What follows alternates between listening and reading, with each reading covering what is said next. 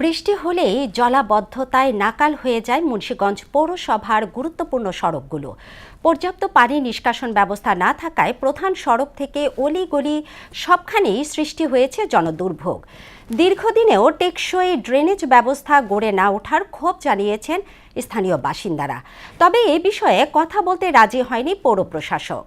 মোহাম্মদ সুজনের তথ্য নিয়ে আরও জানাচ্ছেন তাহসিন তারিন।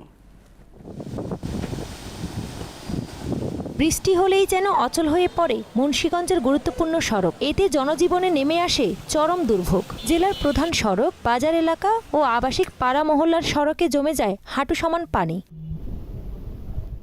বৃষ্টি থেমে গেলেও দীর্ঘ সময় ধরে পানি না নামায় চরম ভোগান্তিতে পড়েন সাধারণ মানুষ। কোথাও কোথাও যানবাহন বিকল হয়ে আটকে পড়ার ঘটনাও ঘটছে। সমস্যা হলো আপনার এই যে ড্রেনের ভিতরে ময়লা জমে, এগুলো আপনি পরিষ্কার করেন না টাইম মতো। খুব দ্রুত এর সমাধান দরকার, আর নয়তো এখানে ফেরি মানে নৌকা চলাচলের ব্যবস্থা করা দরকার। স্থানীয়দের অভিযোগ, শহরের বেশিরভাগ ড্রেন দীর্ঘদিন ধরে অপরিষ্কার থাকায় ময়লা আবর্জনায় ভরাট হয়ে যাওয়ায় পানি চলাচল বন্ধ হয়ে গেছে। ফলে সামান্য বৃষ্টিতেই তৈরি হচ্ছে জলাবদ্ধতা। এই রাস্তা কিছুদিন পর পর ঠিক করতেছে এবং নষ্ট হয়ে যাচ্ছে। পানিগুলো আটকে রয়েছে, মানুষ যাওয়া আসা অনেক কষ্ট। এই যে ভিজা যায় তো থাকে না, গাড়ি পড়ে যায়, উল্টে অনেক সমস্যায় ভুগতেছি ভাই। ইমার্জেন্সি কোনো রোগী নিয়ে আসা যায় না।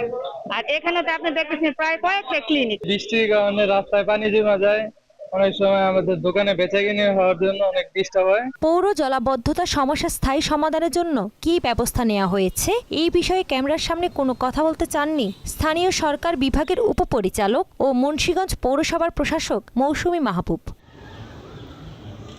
নাগরিক দুর্ভোগ কমাতে দ্রুত আধুনিক ড্রেনেজ ব্যবস্থা চালুর দাবি জানিয়েছেন এলাকাবাসী। তাহসিন তারিন, মোহনা সংবাদ।